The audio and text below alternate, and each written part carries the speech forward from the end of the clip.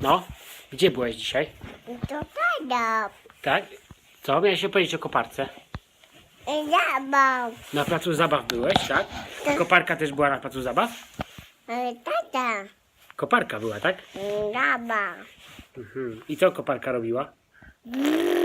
O, tak robiła? A miała łyżkę koparka? Tata. Tak?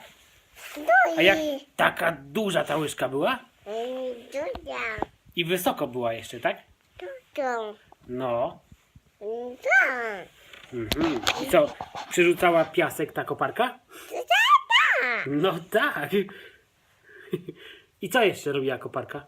Duży. O tak. Tak wysoko podnosiła łyżkę, tak? Tata.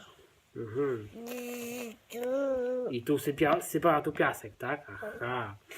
A Mama. kto prowadził koparkę? Pan. Pan, tak? A mówiłeś panu dzień dobry? Daddy. Dzień dobry mówiłeś, tak? Pan. Tak. I jak pan tą koparką pracował?